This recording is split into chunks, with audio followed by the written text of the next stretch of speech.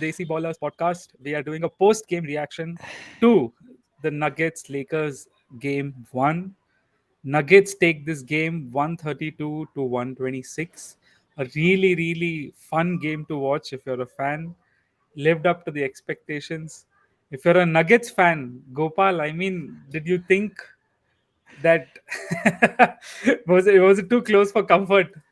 No, I actually loved it, man. I mean, this is what you expect, right, from a conference finals. You don't want a blowout. At one point of time, it looked like the Nuggets were going to blow the Lakers out. So I loved it. Again, we'll obviously talk about the adjustments that Lakers made late, but I loved it, man. And see, I'm not a Nuggets fan. I just feel like they will win this year. Okay, so there's a difference. I thought it was lovely. It was excellent to see the Lakers find an answer. But yeah, man, Jokic remains supernatural, especially in that first half. I was honestly, as a basketball fan, whoever is not tuning into what Jokic is doing, purely as a Yeah. basketball fan, you don't even need to be an NBA fan. Like what that guy does on a nightly basis, and especially in the playoffs, it's unbelievable, dude. Like it's seriously just like I don't think AD And the played sad badly. part is, yeah, and the sad part is he did the same thing the last couple of years. The problem was he just didn't have a decent enough team around him. Exactly. My younger brother always says he took a team of G Leaguers to the NBA playoffs. That's why I picked the Nuggets, no, because now they had Jamal Murray back and they had Michael Porter Jr. back. So that was Yeah, my logic. That was my basic logic that without them they are reaching the conference finals and whatever, going deep into the playoffs. So with them, really, I mean, oof, and we saw that, we and we saw are that. seeing Yeah. that. Yeah, yeah. So crazy. So let's continue this game. Uh, I'll just summarize the way it played out. Yes, that'll be good. Basically, it was a fun game. Nuggets came very aggressive in the first half, including I think till mid third quarter. They were the one who were calling all the shots, and then mid third quarter, early fourth quarter, Yes. Lakers made a very specific adjustment, which Hmm. I think slowed them down a little bit, and which was putting Rui Hachimura on Jokic and using AD as a help defender. Uh, Now here's the thing: many people are like, "Oh, what an adjustment this is!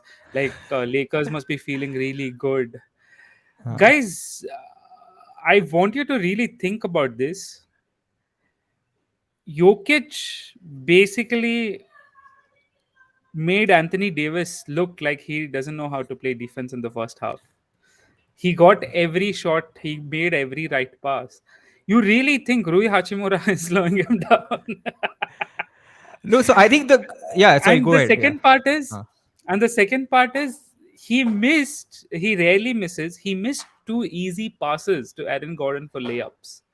Hmm. And that's probably because he was maybe a bit gassed, or maybe he was a bit tired because he was going at it throughout the game. But I don't think he misses those passes. I don't think this is a good adjustment. I mean, Gopal, what do you think? Yeah. So there are a couple of things, right? One is I think the fact that this adjustment was made in the second half, that Hmm. did I mean the timing of the adjustment for me was more important than the actual adjustment. Okay. Okay. I think helped the Lakers. It Hmm. also does the advantage that it does have is that it puts AD in a help position. Okay, and I don't know if the same passes that you and I are talking about, but some of those uh, turnovers that Jokic had Hmm. was also because of AD coming in and helping really late. Okay, and it does expose the one possible weak link in the Nuggets Hmm. offense, which is Aaron Gordon's shooting. So Okay, he has been shooting well in the playoffs, by the way. Don't forget that. he's been shooting well. So, but the point is you have to pick your poison, right? If you're the Lakers, you Right. would rather have Aaron Gordon taking semi-open threes than Jokic even making contested impossible shots because he's just making them, right? So from that standpoint, I think it was an interesting adjustment. Also, the fact is it puts Hachimura on the floor. I think Hachimura playing the game is much better than him on the bench, if you ask me. Okay, and the fact is, what options do they have? Because they can't put LeBron on Jokic, okay, because that's just too much.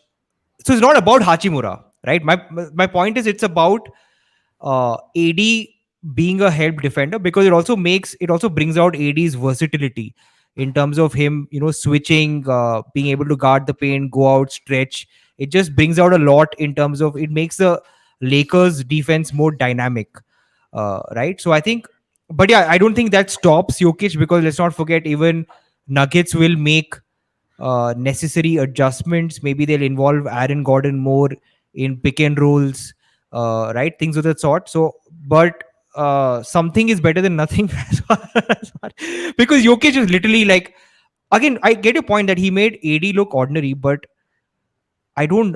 If you're AD, you saw. Remember the point where Jokic hit that buzzer beater like late Yeah, in the from the shot, three. and Yeah. they were just smiling, dude. Like you, AD was just smiling, because when you are up against this, all you can do is just like respect, bro. Like this is not something that. I can't do anything for this.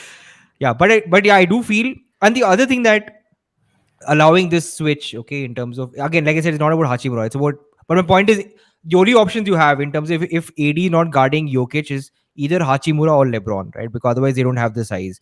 The thing is, it may help AD's rebounding numbers. I felt that was a huge difference in the first quarter. If you look at the rebounding numbers, 23 in favor of the Nuggets. Okay. And I also felt the Lakers transition defense needs to get better, because if Jokic is playing like this in the half court, you cannot allow the Nuggets to score in transition, right? There's no way Lakers are going to score 131, 132, right? I don't think, I don't think how, like, you have to slow down the Nuggets So offense. there was one specific thing which I was looking at, and this I think will shape up as the series goes on. LeBron was basically being allowed to relax on defense, which allowed him to get going in the fourth quarter. Hmm. They are not putting sufficient pressure on LeBron James on the defensive end, which I think is a big mistake, Yeah, because as good as Jokic is on the offensive end, I think the only player who can match his vision and all those different ways of impacting offensive end of the court is LeBron James, if he is going at it on the offensive end. And it's something which I'm sure the Nuggets also observed. I'm sure Lakers also observed, which was, one is LeBron was easily getting the switch on Jamal Murray on the offensive end in the fourth yeah, quarter. But the second part is, throughout the game, he was not being made to work on the defensive end. I He agree. was, chilling around mid post, low post area, not really. Look, AD and Jokic are gonna go at it. There's Hmm. no doubt about it. The winner of the series will be determined by what happens with the next four players. Correct. So But I am looking at LeBron. I'm looking at Austin Reeves. Austin Reeves, of course, he hit a lot of big shots. I don't think Nuggets will make that mistake again. But I really am looking at LeBron. Like, how do you make him work on the offensive end? What do you think of that, Gopal? yeah, exactly. No, that's what even I was thinking. Like, how do you, because MPJ, like, who was LeBron guarding? If LeBron was basically, I guess, either guarding Aaron Gordon or MPJ, right? Yeah, he was on Aaron Gordon and he Ah, was just ignoring him. Like, he was, helping away. He didn't even give a damn. correct. Which I think, if you were the Lakers, you will continue doing that, because if you look at Aaron Gordon, maybe just one game in the previous year, the analogy we can draw in this case is KD doing the same thing, right? It was basically Aaron Correct. Gordon and KD. That was a matchup. Aaron Gordon just had one game where he was putting KD on a lot of. He was being aggressive on offense, right? So I think I don't see how they don't have the tools to make LeBron work on the defensive end, unless you involve LeBron in pick and rolls, right? Where you have Jokic's man, some set. That's what you have to involve LeBron in pick and rolls with Jokic, and force LeBron to guard Jokic. Right. But even in that case, I don't think it taxes uh, LeBron, right? Because guarding Jokic is not it's not tiring. It's more like you just the skill level is so high, right? So Yeah. that's my thing. I don't know how that can happen unless Aaron Gordon decides to become really aggressive, Hmm. and he goes on these 10, 15, or maybe they really crash the offensive glass. We saw Jokic doing that a lot, but we didn't see some Yeah, of the other Jokic had Nuggets. six first quarter offensive rebounds. And that's saying a lot. Like, getting offensive rebounds on Anthony Davis is not a joke. It requires crazy amount of skill, precision in positioning, timing, etc. That was crazy to watch. I could not believe he was getting so many offensive boards.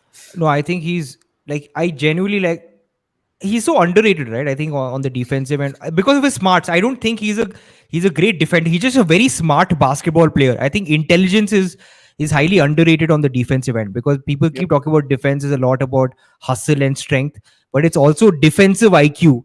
Yep. Okay, in terms of just knowing what the other team is going to do, Draymond Green has that, right? He has a lot of, but Draymond Green also has that hustle. So a lot of this IQ part goes uh, sort of below the radar. I think Jokic is just very smart basketball player. And I think intelligence makes you effective Mm-hmm. on the defensive end, which also is a similar with Steph Curry, right? I think Steph Curry is a very underrated defender. He's not. I mean, obviously he has strength, but he's just very smart in terms of knowing what the other team is going to do. But yeah, I feel maybe the only thing I can think about is guys like Aaron Gordon and Michael Porter Jr. crashing the offensive glass, and then that forces LeBron to be more engaged Yeah, on the so defensive Michael end. Porter Jr., I told you guys before the series started that he's a big player. He's 6'10". So him just focusing on crashing the glass is gonna make things tough for Anthony Davis and LeBron. And I told this earlier also, just in yesterday's show, that I think Nuggets are the only team where Lakers don't have a significant size advantage. I Hmm. think Nuggets are bigger. Yeah. And that rebounding battle, like the rebounding battle, is where this game is going to get won or lost. I mean, Lakers got out rebounded 47 to 30, Gopal. I Wow. think that's the ball Yeah, game yeah, right yeah. there. Yeah, yeah. That's the game. That's Uh, the ball game because everywhere else, field goal percentage, 3 point percentage, free throw percentage, free throws, well, Lakers shot really well. Now, I have a very interesting thing to tell you. huh. You know how I keep complaining about the Lakers getting a lot of foul calls? Hmm.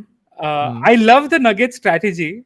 I don't know if it's a strategy. Maybe it's just a, something which is going to happen. But Jokic is not big enough to jump and contest. Yeah, it's not a strategy. So he doesn't even he doesn't even try to contest a lot of these drive-ins. And I could see the Lakers, they're going up looking for contact, and there is no Yeah, contact. yeah, yeah, yeah. That's the thing. Jokic is just smart, dude. I just love his game. He's just There's very no smart. contact at all. And I saw them missed a couple of easy layups because there was no contact and they thought they'll get contact, but Jokic is not even jumping. I was like, this is the best way to negate Lakers' ability to get to the foul line. What did you think of that, Yeah, yeah. Gopal? That's, I think that's a very important point that you have made. That in this series, the Lakers' staple on offense is to get to the foul line. Without that, how are they going to generate consistent offense? I think that's something to watch out for. In terms of Lakers' ability to get to the line, I don't see that. Shout out also to the Nuggets, right? I think Bruce Brown came off the bench. He had what, 14, Had 16 16 points. points. Yeah. Okay, I think that was Michael huge. Porter had 15 and 10. Jamal Murray had a big game, 31. I mean, all of these players, you really hats off to Nikola Jokic. KCP 21, dude. Dude, KCP was the difference maker in the fourth Yeah, quarter because Nuggets, I mean, it felt like their offense would slow down, but he hit two very big shots, one three-pointer. yeah. Now, Lakers were doing a very silly thing. I don't know why. When Rui Hachimura or Anthony Davis was matched up against Jokic, they were trying to double him. You don't double Jokic. You think he's going to find wide open 50, Yeah, 60% plus, point field goals for his teammates. And that too, they were doubling him one pass away. Are you kidding me? At least make it harder for him. Like, very good. And I think that if you ask me, that's the game for the Lakers, right? You would rather have Jokic dropping 50 points than him Mhm. involving all his teammates, especially in the first half, and getting them going. And then that really has a spillover effect, right? Because like I said, I True. think for me the series is about the Nuggets others. Jokic is not going to be stopped. You just have to pick your poison. And I would rather have Jokic drop 40 on me than have him put up these incredible numbers, 17 points, 17 rebounds at like 15 minutes into the game. Like what? That's it's just insane, dude. So So yeah, now, yeah, really great first game. Looking forward to what happens next. Now let's move on to another news, which was crazy. San Antonio Spurs yeah. win the NBA draft lottery. Wemby is going to the Spurs. Gopal, Yeah. David Robinson, Tim Duncan, and now Wembanyama. So Isn't tell me that about this guy. amazing? So like I said, so I'll admit that my knowledge on draft picks and new guys. So can you just take us through? Uh, Sure. yeah. So, you've of course seen Porzingis, right? Oh, oh, he's Porzingis. Okay, huh? No, no, no. Porzingis is his floor. Oh. Yeah. So he is taller than Porzingis. He is longer than Porzingis. He is 7'4", Hmm. legit, Hmm. extremely long, lanky. When he's standing, the rim is already in his hand. Big hands. And the crazy part about Victor Wembanyama, why people are going nuts about him, is he has a very clean dribble and a jump shot. Where's he from? So he's from France. And there's been, I think, 3-4 years ago, there were some videos of him scoring easily and without any hassle on Rudy Gobert when he was 16 years old. They were going one on one, and he's just easily scoring on Rudy Gobert 3 years ago, Gopal. So this guy, many people say, he was a very big, like how you've had LeBron and then you had Zion, right? Like he's that kind of a prospect, wherein Interesting. if he pans out, he has potential to be one of the best players out there. And he's Hmm. huge, 7'4", beautiful jumper, beautiful handle. I mean, Spurs just lucked into him. Awesome. Yeah, yeah. I think what they did with the lottery also is they changed that whole weightage thing, right? I think all it made it easier for multiple teams to have the chance to get the number one pick. I think they did some modification in terms of how the lottery works. But yeah, it'll be interesting for Spurs. Again, now Spurs is one of those teams. Uh, Coach Pop, assuming he is coming back, right? We can assume that. I don't know what his Yeah, scene yeah, is. yeah. So it'll be it'll He's be coming great back. for it'll be great for Wemby to learn under Coach Pop, right? So maybe Spurs could be. I want to watch. I want to again watch the summer league. I want to watch the preseason. Let's see how Wemby shapes up. I can already see a lot of Wemby highlights flooding our timelines on social media and stuff. So good for the And then Spurs. yeah, uh, absolutely. And then one final shout out.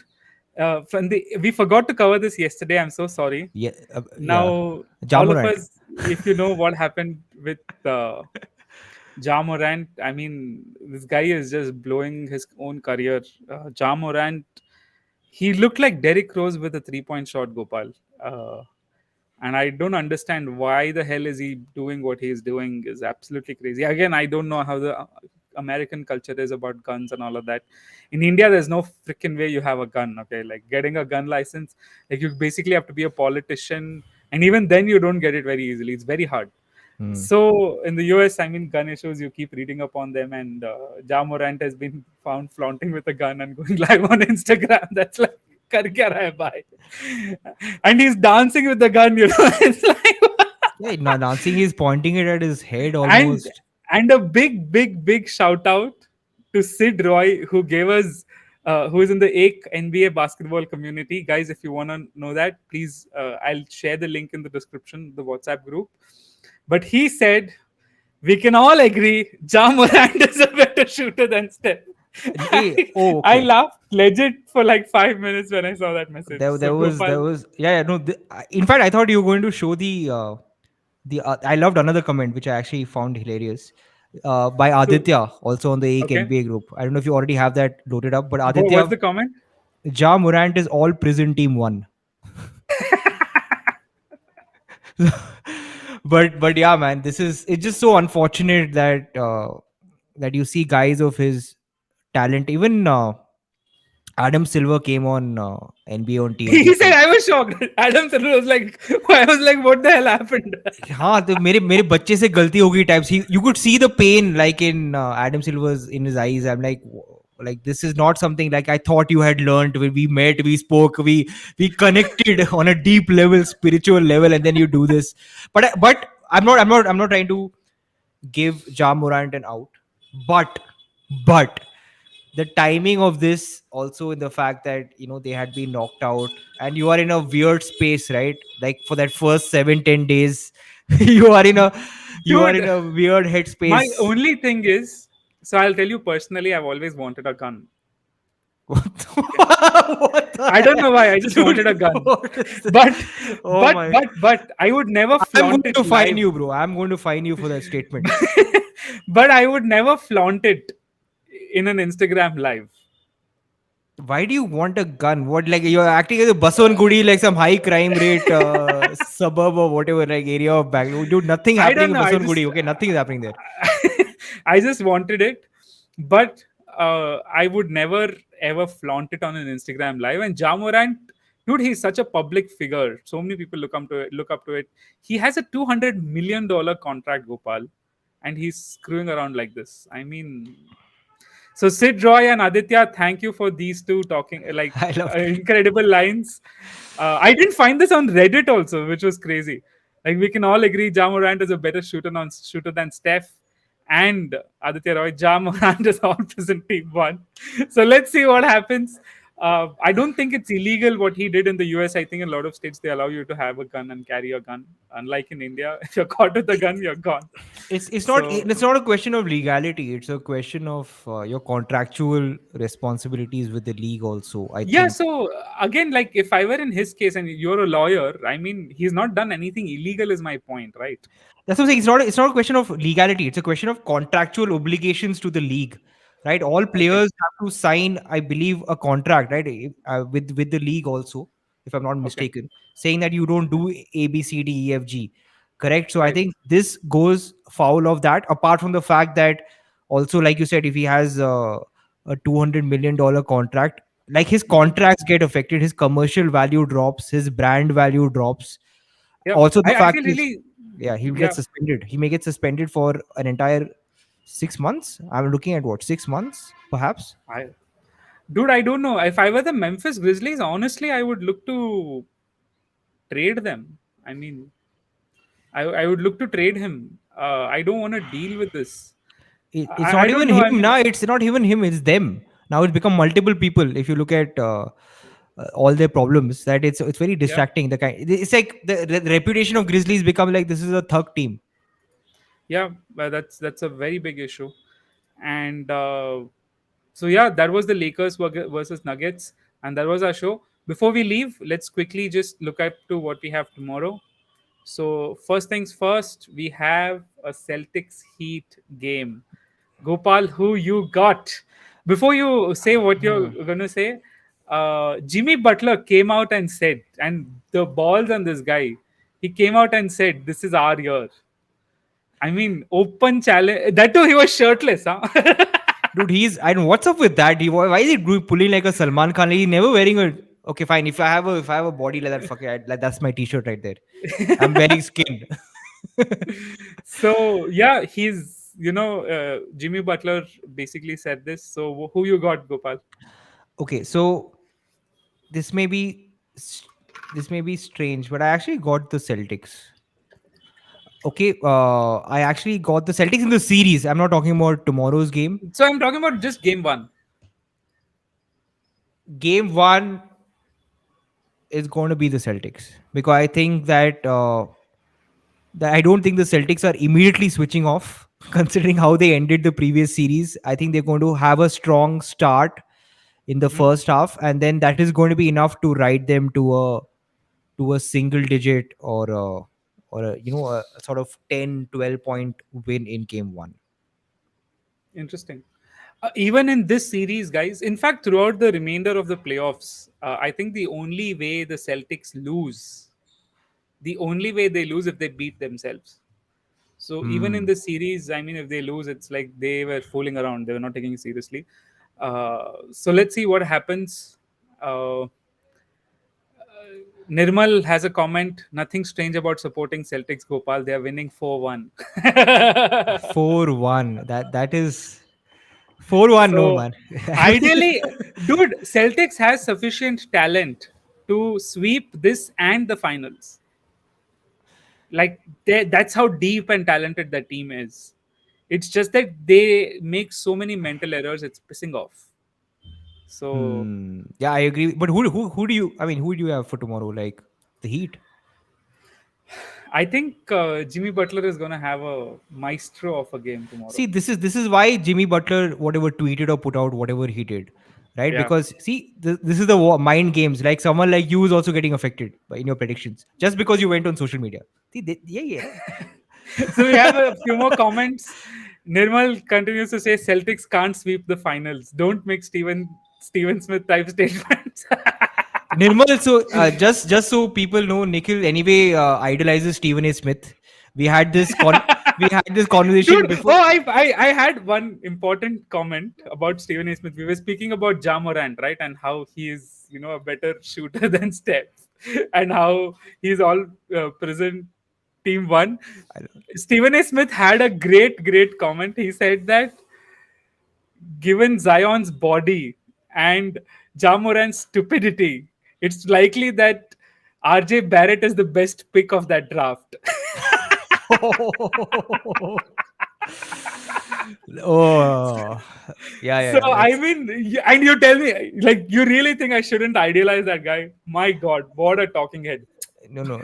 Yeah, yeah, no. I think if you have to be a talking head, then you would rather be a Stephen A. Smith. My issue again, because I come from a whatever old school journalistic background. For me, anyway, it's not about the talking heads, right? I don't even follow it. For me, it's just about the facts and the stuff behind the scenes. But just to support you, Nikhil, I think Nirmal, what Nikhil was talking about is that Celtics have a potential to sweep. I don't think you were saying they will sweep, right? Exactly. Yeah, So what I said was Celtics. They have all the talent. They have yeah. all the depth to sweep any team which comes. Like, and if you say no, they don't. Look at what they when they were legit locked in. Look at what they did to Nets last year. Hmm. People don't understand. Last year Nets team was good, and they just got swept. So anyway, that's all for today's show, guys. Thank you so much for joining us.